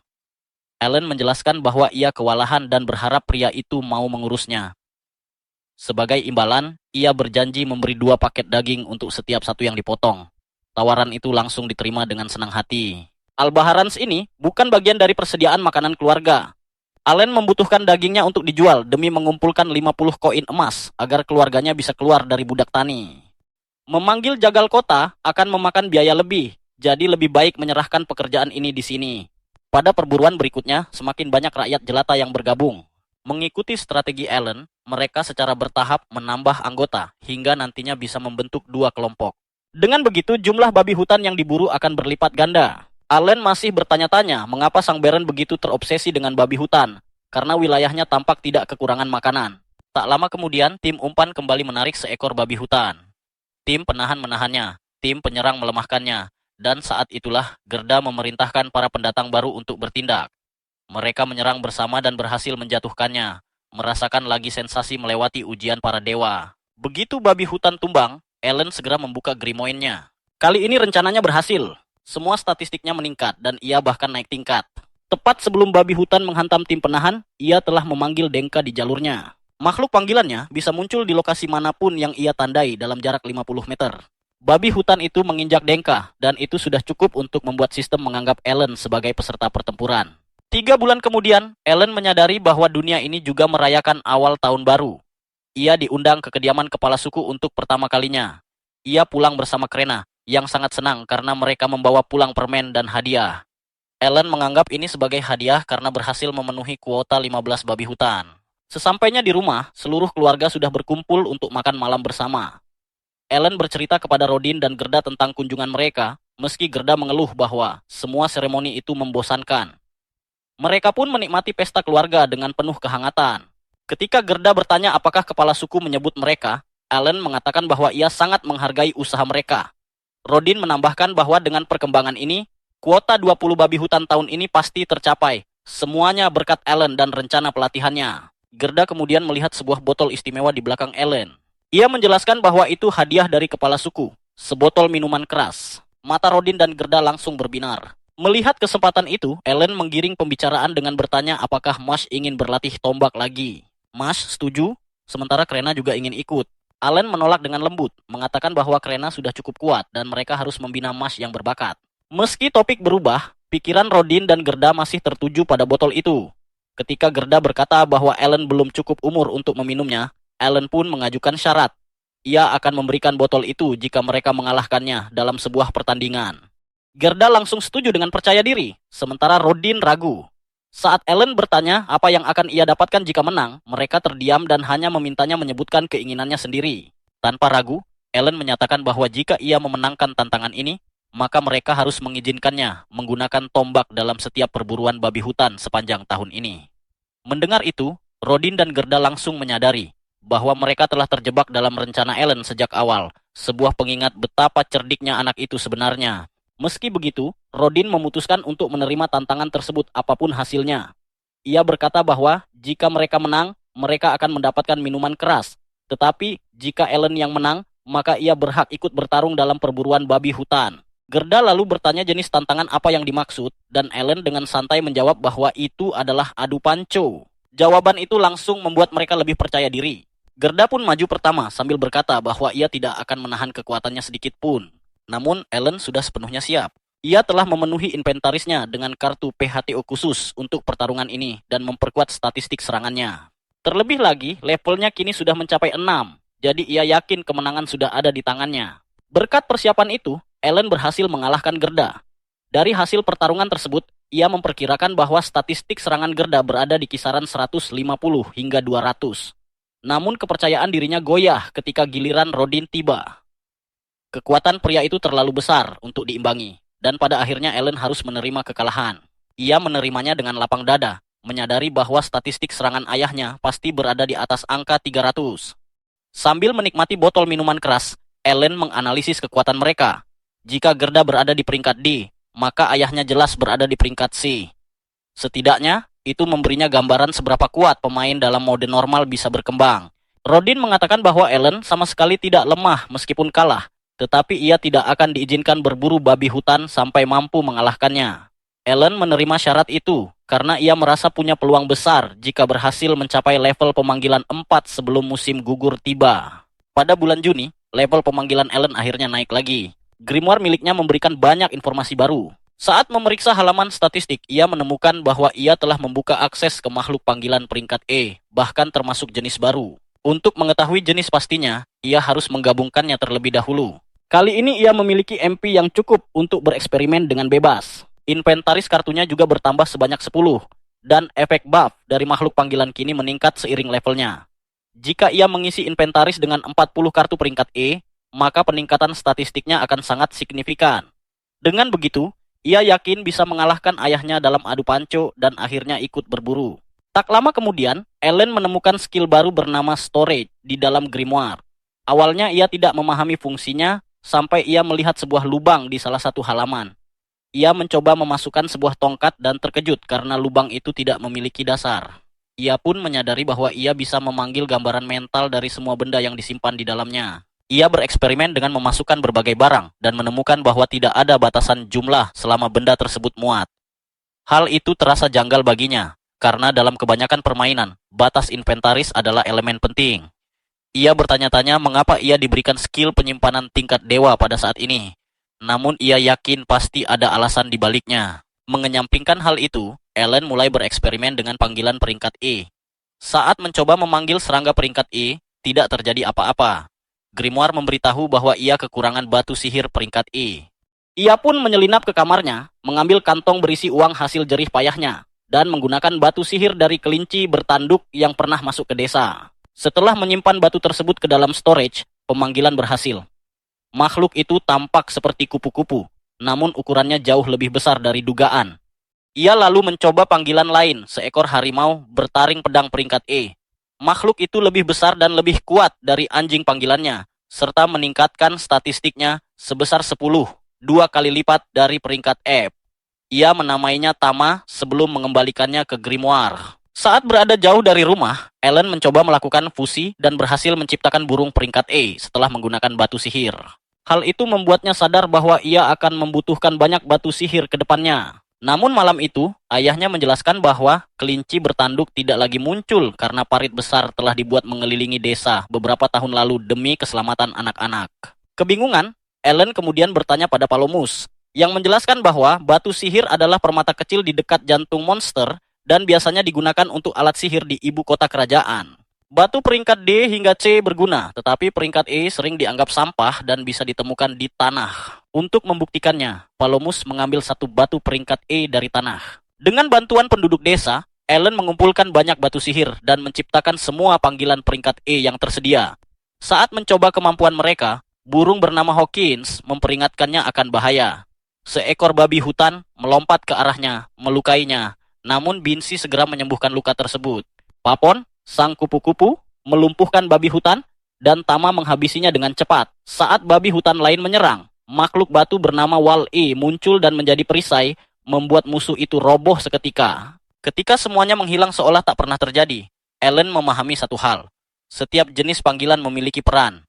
Serangga untuk debuff, binatang untuk serangan, burung untuk informasi, tumbuhan untuk penyembuhan, dan batu untuk pertahanan. Bersama-sama, mereka membuatnya menjadi satu tim lengkap. Kini Ellen mengerti tujuan para pengembang. Dengan pasukan makhluk ini dan skill storage, ia memiliki kekuatan mutlak, bahkan melampaui Raja Iblis itu sendiri. Keesokan harinya Ellen dan yang lainnya dipanggil oleh kepala desa. Begitu mereka tiba, mereka langsung bertanya tentang apa yang diinginkan kali ini. Kepala desa menjelaskan bahwa, sesuai keputusan terbaru, Sang Baron akan mulai mengunjungi wilayah tersebut setiap bulan. Mereka pun terkejut mendengar kabar itu. ボアを増やせたの見せろだろ。気まぐれなこった。 Kepala desa menambahkan bahwa untuk memenuhi tuntutan kunjungan tersebut perlu dilakukan perburuan babi hutan. Rodin bertanya mengapa mereka secara khusus membutuhkan Ellen. Sang kepala desa lalu menjelaskan situasinya. Mereka memerlukan seseorang yang mampu bertindak sebagai pemandu bagi Baron selama masa tinggalnya. Rodin mempertanyakan mengapa putranya sendiri tidak bisa menjalankan tugas itu. Kepala desa menjawab bahwa pelomas tidak cocok untuk tanggung jawab tersebut. Ellen langsung memahami maksudnya. Dalam hati, ia tahu itu benar. Ia pun menyetujuinya tanpa perlawanan. Sang kepala desa berharap Ellen dapat membantu menunjukkan keramahan, dimulai dengan jamuan makan malam sebelum perburuan. Ellen menyadari bahwa maksudnya adalah menghibur dan menyenangkan Sang Baron. Bahkan mungkin mencoba mengambil hatinya dengan berbagai kebaikan kecil. Meski begitu, ia menegaskan bahwa dirinya bukan orang yang mudah dimanipulasi. Sang kepala desa pernah mendengar bahwa ide-ide Ellen berperan dalam keberhasilan perburuan tahun sebelumnya. Ia yakin bocah itu mampu memikul tanggung jawab tersebut. Namun dalam benak Ellen, ia tidak terlalu peduli pada Baron. Kenyataannya, sebagai seorang pelayan, ia hampir tidak punya pilihan untuk meninggalkan desa. Jika ia hanya terus berburu babi hutan dan albatros, ia memerlukan setidaknya 10 tahun untuk mencapai status rakyat biasa. Ayahnya mengatakan bahwa jika ia menolak, tidak akan menjadi masalah. Saat itu Ellen teringat sesuatu yang penting. Baron memiliki wewenang untuk menganugerahkan gelar rakyat biasa. Itu bisa menjadi kesempatan baginya untuk naik dalam hierarki sosial. Setelah merenung, ia memutuskan menerima peran sebagai pemandu. Tosa, boku ryōshi sama no annai gakari yaru yo. Pada hari kedatangan Baron, kota tampak ramai. Para kepala desa berlomba-lomba menjilatnya. Putrinya Cecil juga hadir. Baron berterima kasih kepada Deboji atas kerja kerasnya selama lebih dari 15 tahun dalam membangun desa Krena sejak dekret pemulihan tanah dikeluarkan. Ia mengatakan bahwa di seluruh wilayah feodal Grenfell tidak ada contoh keberhasilan yang lebih besar. Ia juga meminta maaf atas keributan terkait daging babi hutan. Ia tahu permintaan tambahan itu merepotkan, tetapi ia tidak bisa menolak perintah langsung dari raja. Tuan rumah terkejut mengetahui bahwa permintaan tersebut datang dari sang raja sendiri. Dengan kesal, ia menyalahkan Viscount Carmel karena telah membicarakan perburuan itu di hadapan raja. Sang kepala pelayan menyarankannya untuk tenang dan mencicipi hidangan yang disajikan. Setelah mencobanya, ia terkejut dengan rasanya dan bertanya daging apa itu. Tuan rumah terdiam, tidak tahu harus menjawab apa hingga Ellen meminta izin untuk berbicara. Ia menjelaskan bahwa hidangan itu adalah albairon, dibuat dari daging yang disembelih sehari sebelumnya. Mereka menggunakan bagian dada, paha, dan hati yang dibumbui dengan rempah segar. Baron bertanya apakah bocah itu putra tuan rumah. Ia menjawab tidak, bahwa Ellen adalah kasus yang berbeda. Seseorang di meja mengingat bahwa ia adalah putra Rodin, sang pemburu. Ellen berterima kasih karena mereka mengenalinya dan memberitahu bahwa ia akan menjadi pemandu pada kesempatan itu. Baron terkesan dengan kesopanannya dan bertanya apakah ayahnya seorang satria. Tuan rumah menjelaskan bahwa ia berasal dari keluarga budak tani. Cecil tampak kesal dan mempertanyakan mengapa seorang budak diizinkan berada di dalam rumah. Ayahnya segera menegurnya dan meminta agar ia tidak memperlakukan siapapun dengan cara seperti itu. Namun, ia tetap memandang Ellen dengan tidak suka. Baron memanggil bocah itu dan bertanya apakah ia siap menjelaskan rincian perburuan esok hari. Ellen menerima dengan sigap. Sang Baron menjelaskan bahwa jika mereka tidak mencapai target 20 babi hutan, para ksatria akan mengambil alih garis depan. Ellen menyadari bahwa Sang Baron tidak sepenuhnya percaya pada para budak. Sementara itu, Cecil tampak bersemangat membayangkan para ksatria menumbangkan babi hutan. Ellen meminta maaf tetapi mengatakan bahwa 20 babi hutan adalah jumlah kecil bagi mereka. Semua orang terkejut mendengar itu dari seorang anak. Ia menegaskan bahwa mereka akan memenuhi target dan hasilnya akan berbicara sendiri. Sebelum berangkat, Baron meminta Zenov menjaga putrinya dan memastikan keselamatan semua orang. Zenov menerimanya tanpa ragu. Di perkemahan, Ellen menunjukkan lokasi perburuan dan menyarankan agar mereka naik ke menara untuk mengamati area tersebut.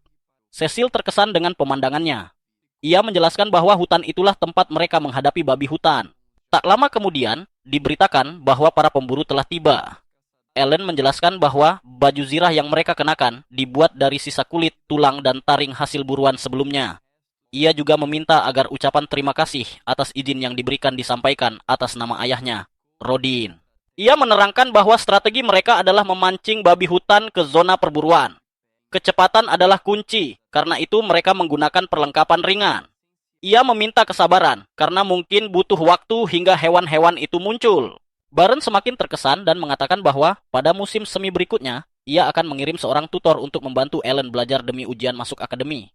Bocah itu mengerti, tetapi ia tahu bahwa di desa Krena, belajar adalah sesuatu yang terasa jauh.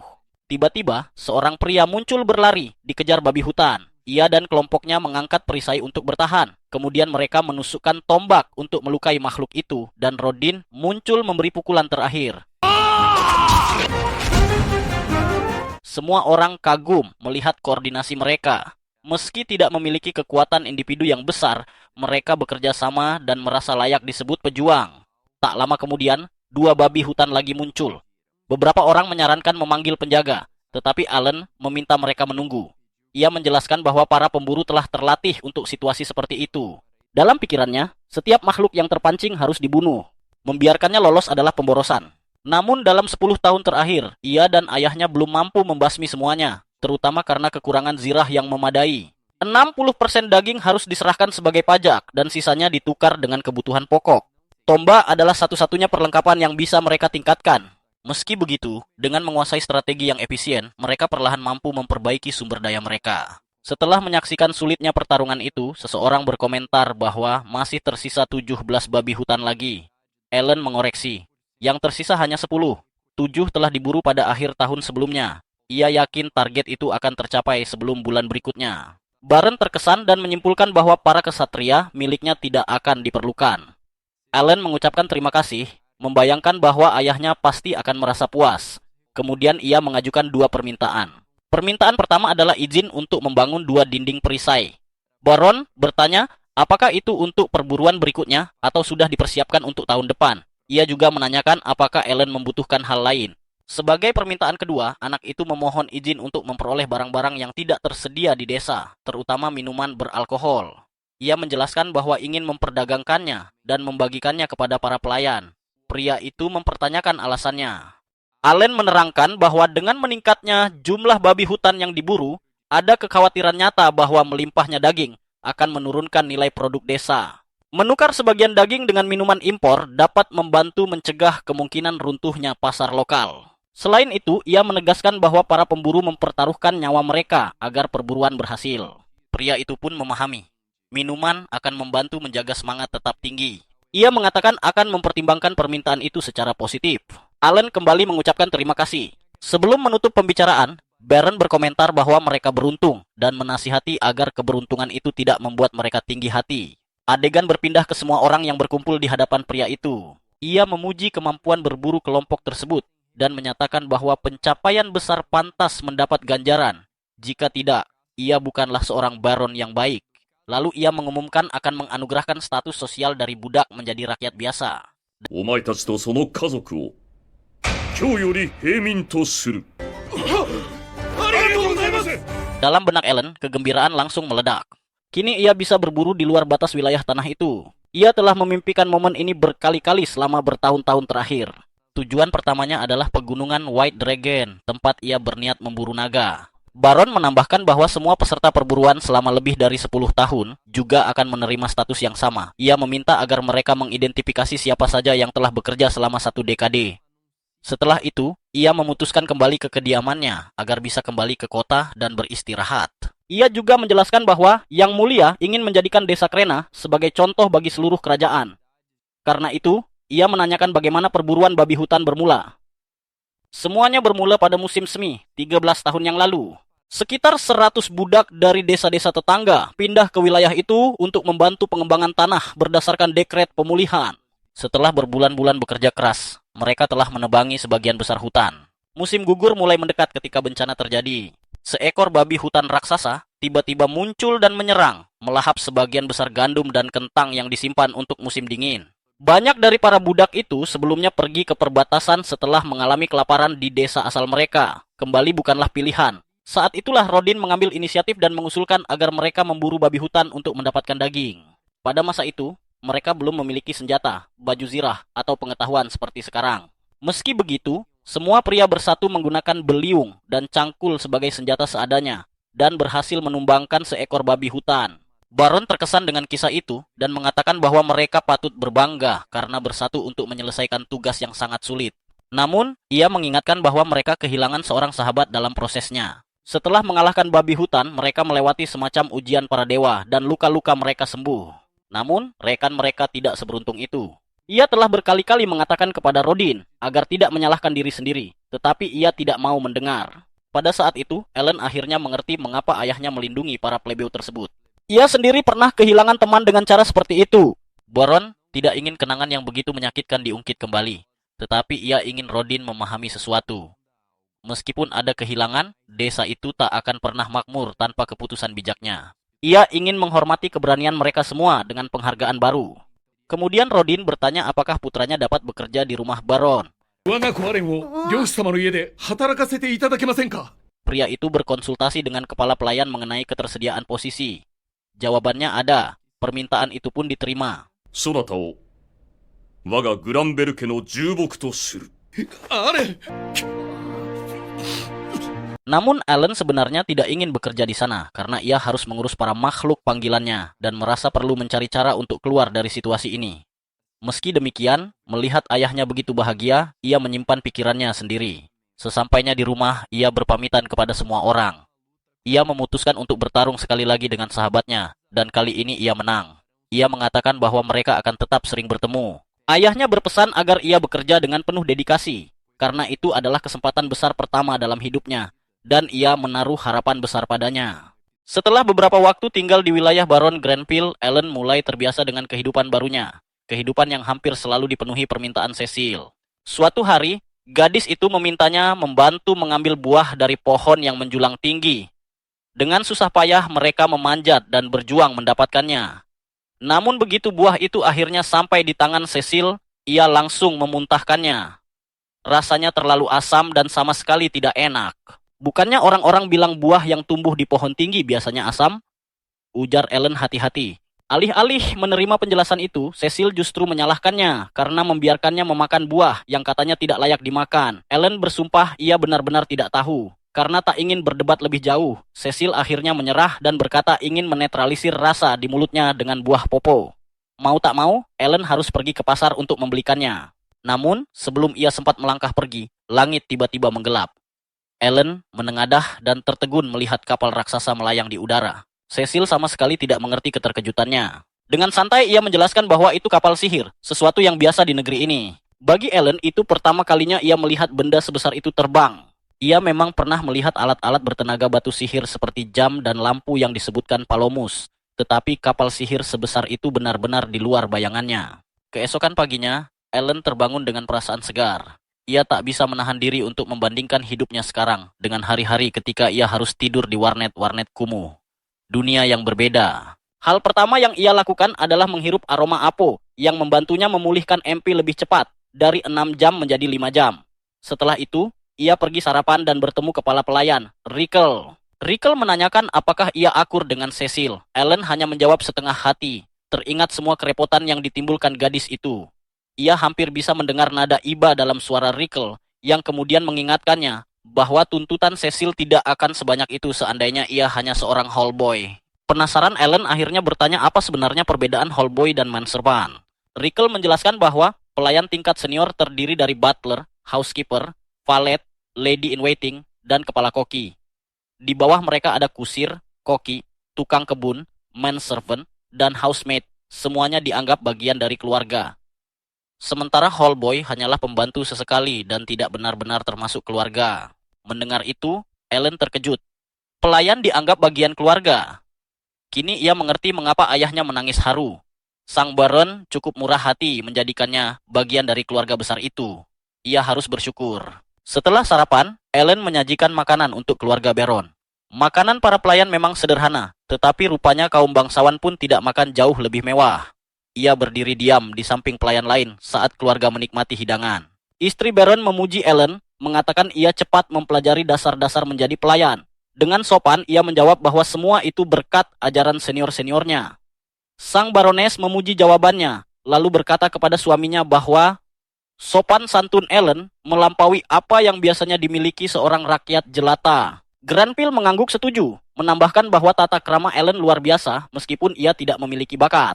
Ellen terkejut, jadi mereka tahu. Berarti sang Baron telah menyelidikinya. Begitu mendengar Ellen tak berbakat, Cecil langsung menyombongkan diri. Ia adalah seorang wizard, bakat bintang 2 yang cukup langka. Ellen diam-diam terkesan. Cecil juga menyebut kakaknya, Mihi, seorang swordsman. Namun Granville segera menegurnya agar tidak membanggakan bakat.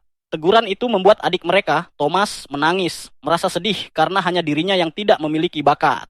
Sang Baron mencoba menghiburnya, mengatakan ia akan bersekolah di Akademi Bangsawan di ibu kota kerajaan. Tetapi Thomas ingin masuk kota akademi seperti Mahai. Dengan lembut dijelaskan bahwa kota akademi hanya untuk mereka yang berbakat. Baron Granville menambahkan bahwa ia sendiri juga tak berbakat, itulah sebabnya ia dulu bersekolah di Akademi Bangsawan, tempat ia bertemu istrinya dan memulai keluarga ini. Thomas akhirnya menerima kenyataan, meski kesedihannya masih terasa. Dan seperti biasa, Cecil menyalahkan Ellen atas suasana muram itu. Siang harinya, karena mendapat waktu libur, Ellen pergi ke pasar di luar Manor. Dunia pasar benar-benar berbeda dari desa kecilnya dulu. Ia begitu bersemangat melihat guild petualang dan langsung masuk. Tanpa basa-basi, ia bertanya pada resepsionis apakah ia bisa menjadi petualang. Usianya 8 tahun, katanya mantap. Resepsionis itu tersenyum menyesal dan menjelaskan bahwa usia minimal pendaftaran adalah 12 tahun. Kekecewaan jelas terlihat di wajah Ellen. Ia menjadi menserpan demi menghormati ayahnya, tetapi ia tidak akan menyerah pada impiannya berburu monster. Karena itu, ia memutuskan mengumpulkan informasi dengan membaca papan bounty. Ada buruan kelinci bertanduk peringkat I, goblin dan kodok besar peringkat D, serta orc dan semut berzirah peringkat C yang dihargai 3 koin perak. Seorang petualang bernama Raven mendekatinya, memperingatkan bahwa tempat ini bukan taman bermain. Allen berkata ia akan pergi, tetapi lebih dulu bertanya mengapa beberapa bounty tidak mencantumkan lokasi kemunculan. Raven menjelaskan bahwa monster-monster itu bisa ditemukan hampir di mana saja. Ketika Raven mulai kesal, Allen buru-buru mengatakan ia hanya penasaran dan bertanya bagaimana sistem peringkat monster bekerja. Dengan enggan, Raven menjelaskan bahwa semakin jauh dari kota, semakin tinggi peringkat monsternya. Dan yang terkuat tinggal di dekat pegunungan Naga Putih. Allen mencatat semuanya dalam memo kecilnya. Di papan, ia melihat bounty peringkat B untuk Murder Gouge bernilai 200 koin emas, monster yang menjadi asal nama Maze. Ia heran mengapa belum ada yang memburunya, padahal lokasinya jelas dan hadiahnya besar. Raven menjawab bahwa monster itu sangat kuat dan kecepatannya mematikan. Lebih baik diserahkan pada ksatria kerajaan. Tak jauh dari situ ada bounty Naga Putih yang sudah lama terpajang. Raven mulai lelah menjawab pertanyaan, menjelaskan bahwa naga putih terlalu kuat. Namun di dalam pegunungan Naga Putih terdapat deposit besar Maitil, logam berharga yang membuat banyak orang tergiur. Itulah sebabnya hadiah untuk naga itu terus meningkat selama puluhan tahun. Dari situ, Ellen menyimpulkan bahwa nilai Maitil pasti melampaui 1000 koin emas. Sebelum ia sempat bertanya lagi, rekan Raven, yaitu Rita dan Milty, datang menghampiri. Mereka memperhatikan rambut dan mata gelap Ellen yang langka. Dengan santai, ia mengatakan bahwa ia hanya belajar tentang monster dari Raven, lalu berterima kasih sebelum meninggalkan guild. Ia telah mendapatkan hampir semua informasi yang ia butuhkan. Udara terasa dingin ketika ia berlari keluar kota, tetapi ia tak ingin menyia-nyiakan hari liburnya yang berharga. Seorang penjaga menghentikannya tepat sebelum gerbang, menanyakan di mana izin perjalanannya. Ellen hanya menunjukkan lambang keluarga Granville, sebuah tanda kebesaran yang memberinya akses bebas keluar masuk kota. Berkat lambang itu, gerbang terbuka khusus untuknya. Tanpa membuang waktu, Ellen berlari menuju hutan, bebas memburu monster sebanyak yang ia mau. Ia telah menunggu selama 8 tahun untuk momen ini. Meski begitu, ia sadar tak boleh pergi terlalu jauh dari kota, karena semakin dalam hutan, monster yang ditemui akan jauh lebih kuat. Ia memutuskan menargetkan monster peringkat D di sekitar jarak 10 km dari kota. Setelah berjalan cukup lama, ia menemukan tempat yang dirasa cocok. Untuk memulai, Ellen menguji kemampuan makhluk panggilannya. Ia memerintahkan Hawkins melangkah 1 meter ke kanan. Burung itu dengan mudah mengikuti instruksinya. Dengan kecerdasan 150, Hawkins cukup pintar untuk memahami perintah tuannya. Sepanjang perjalanan, ia belum bertemu monster satupun. Tingkat pertemuannya buruk. Karena itu, Ellen memanggil beberapa Hawkins sekaligus, berpikir bahwa lebih baik ia yang aktif mencari monster. Ia memerintahkan mereka menggunakan kemampuan Hawkeye untuk mendeteksi musuh di sekitar. Sementara itu, ia juga memanggil Tama. Berbeda dengan Hawkins, kecerdasan Tama hanya 28, sehingga harimau itu tidak selalu langsung memahami perkataan Ellen. Hari itu, Ellen berniat memanfaatkan hadiah dari Dogra. Ia mengeluarkan belati dari grimoires miliknya. Tak lama kemudian, Hawkins memberitahu bahwa ia menemukan monster di dekat sana. Allen segera mengikutinya. Setelah berlari cukup jauh, ia mulai bertanya-tanya di mana monster itu berada. Ia mencatat dalam hati bahwa lain kali ia harus memberi perintah yang lebih spesifik, seperti membatasi jarak pencarian. Akhirnya, ia menemukan sekelompok goblin. Ellen cepat bersembunyi di balik pohon, tetapi para goblin langsung menyadarinya. Tanpa ragu, ia memanggil Tama sebanyak 5 kali, lalu 5 lagi untuk mengepung para goblin sepenuhnya. Makhluk panggilannya dapat muncul di lokasi manapun yang bisa ia tandai dalam jarak 50 meter. Ia memerintahkan Tama menggunakan serangan cakarnya. Kali ini, harimau itu langsung memahami tugasnya. Awalnya serangan itu efektif, tetapi para goblin ternyata melawan balik. Allen mencoba taktik lain. Ia memanggil kupu-kupu papon yang menebarkan serbuk tidur ke arah para goblin. Beberapa dari mereka terlelap. Allen melempar batu ke arah mereka, tetapi itu belum cukup untuk menghabisi semuanya, sehingga Tama menyelesaikan sisanya. Mengalahkan 5 goblin memberinya 1000 poin pengalaman, jumlah yang cukup baik. Dalam berburu pengalaman, efisiensi adalah kunci. Seekor goblin memang memberi lebih sedikit dibandingkan babi hutan raksasa, tetapi waktu yang dibutuhkan untuk mengalahkannya jauh lebih singkat. Setelah mengumpulkan batu sihir, Ellen kembali meminta Hawkins mencari kelompok goblin lain, minimal 5 ekor, dalam radius 3 km. Strategi yang sama, ia ulangi hingga hari gelap. Di akhir hari, ia telah memburu 5 kelinci bertanduk dan 80 goblin, menghasilkan 1650 poin pengalaman dan membuatnya naik 2 tingkat. Ia juga memperoleh data berharga tentang kemampuan Papon. Terhadap goblin, serbuk tidurnya memiliki peluang sekitar 80% untuk membuat musuh terlelap. Bahkan satu makhluk panggilan pun bisa sangat berguna menghadapi gerombolan monster. Ia juga memahami bahwa batu sihir peringkat D tidak bisa digunakan untuk menciptakan makhluk panggilan peringkat E, dan sebaliknya pun demikian. Artinya, ia tetap harus mempertimbangkan penggunaan makhluk peringkat rendah dalam situasi tertentu. Saat hendak melanjutkan perburuan, Ellen menyadari Hawkins tidak bergerak. Barulah ia paham bahwa mereka tidak bisa melihat dalam gelap. Situasi menjadi rumit karena ia mengandalkan Hawkins untuk menemukan jalan pulang. Ia pun tersesat di hutan. Beruntung, setelah berkelana cukup lama, ia berhasil menemukan jalan kembali ke kota dan pulang dengan selamat. Sebulan kemudian, Ellen membeli 3 bola besi agar serangannya lebih kuat dibanding sekadar melempar batu. Ia telah berburu monster 4 kali lagi dan kini mencapai level 12. Mengalahkan monster lemah untuk mengumpulkan pengalaman sambil memperbaiki perlengkapan adalah strategi klasik dalam permainan manapun. Suatu malam, saat kembali ke Manor Granville, Sebas sudah menunggunya. Ia mengatakan bahwa mereka perlu berbicara. Ellen sempat panik. Ia dibawa ke kantor Sang Baron Granville. Sang Baron memuji kinerjanya selama 2 bulan terakhir. Ia mendengar banyak hal baik tentang Ellen dari Sebas dan Rickle. Namun, ia ingin tahu apa yang dilakukan Ellen setiap hari libur, karena ia selalu pergi sejak pagi dan pulang setelah gelap. Memahami kekhawatiran itu, Ellen memilih jujur. Ia mengaku bahwa ia berburu monster di hutan luar kota. Ketika ditanya alasannya, tanpa berpikir panjang ia menjawab bahwa ia adalah putra Rodin, sang pemburu babi hutan legendaris. Berburu sudah mengalir dalam darahnya. Ia sendiri terkejut dengan jawabannya, tetapi entah mengapa terasa benar. Granville menerima alasan itu. Sebas kemudian bertanya tentang kelinci bertanduk yang diburunya. Jika ia menjual dagingnya ke tukang daging demi uang, itu bisa menimbulkan skandal. Allen meminta maaf tanpa menyebut bahwa selama ini ia hanya membuangnya. Sebas selalu menawarkan agar daging itu dijual ke perkebunan Granville saja, dengan bayaran 1 koin perak per bundel. Allen menerimanya dengan senang hati. Kini ia bisa berburu secara terbuka sekaligus mendapat penghasilan. 6 bulan kemudian, pada hari liburnya Allen kembali memasuki hutan. Ia menargetkan setidaknya 100 goblin hari itu, juga beberapa kelinci bertanduk untuk tambahan uang saku dan batu sihir. Hawkins segera menemukan goblin di dekatnya, tetapi Ellen memutuskan menyelesaikan buah yang sedang dimakannya lebih dulu. Tiba-tiba, semua makhluk panggilannya datang bersamaan dengan gelagat aneh. Merasa ada yang tak beres, Ellen membuang buahnya dan mengikuti burung-burung itu. Mereka bergerak terlalu cepat dan terlalu jauh ke dalam hutan. Jelas ada sesuatu yang terjadi. Tak lama kemudian, ia menemukan kelompok petualang pimpinan Raven terkepung goblin. Raven terluka parah. Rita berdiri sendirian menghadapi musuh, menyuruh Milty melarikan diri. Namun Milty menolak meninggalkan mereka. Saat para goblin menyerang bersamaan, Ellen melempar bola besinya dan menyatakan bahwa ia datang membantu. Serangan itu mengguncang para goblin, tetapi belum cukup untuk membunuh mereka.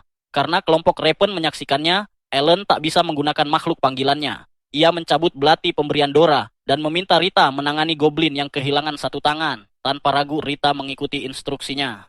Kini di level 12, dengan peningkatan dari makhluk panggilannya, serangan dan kelincahan Ellen melampaui 300. Ia mampu mengalahkan monster peringkat D bahkan tanpa bantuan makhluknya. Dalam waktu singkat, para goblin tumbang.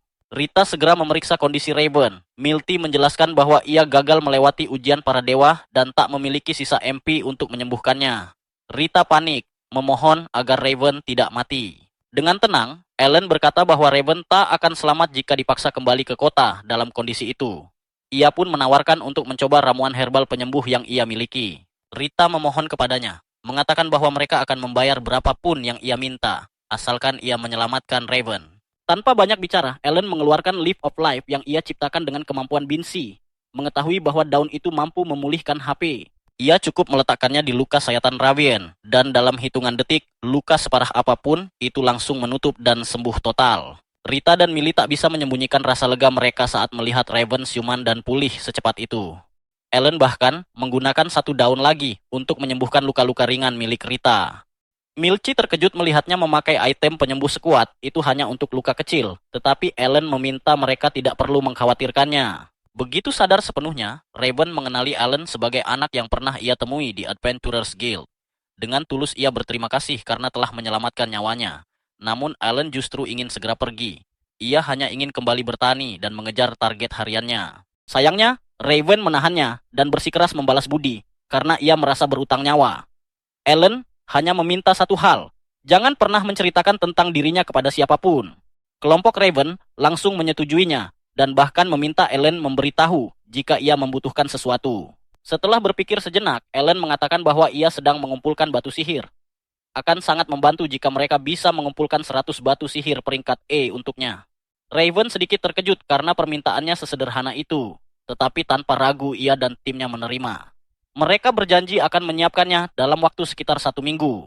Setelah mereka pergi, Ellen teringat bahwa ayahnya membutuhkan waktu sekitar 1 bulan untuk pulih sepenuhnya setelah menggunakan bunga meleri.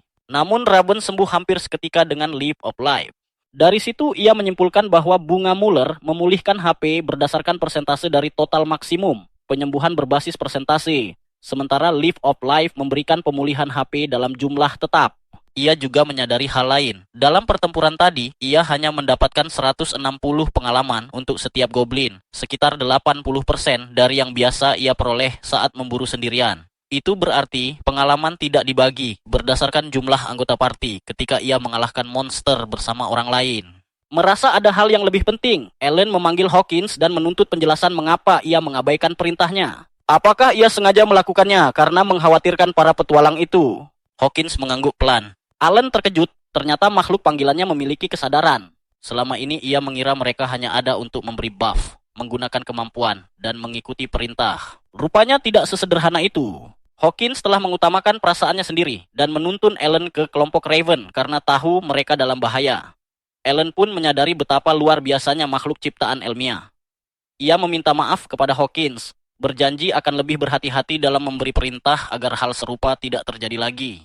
Beberapa waktu kemudian, Ellen kembali ke Manor dan bekerja seperti biasa. Kali ini, Cecil memintanya mengambilkan selai dari rak paling atas. Cecil menjelaskan bahwa ia membutuhkan selai untuk membuat kue, karena kakak laki-lakinya Mihi akan pulang musim semi berikutnya. Mendengar itu, Ellen kehilangan keseimbangan. Mereka berdua terjatuh dan beberapa toples pun pecah berantakan di lantai.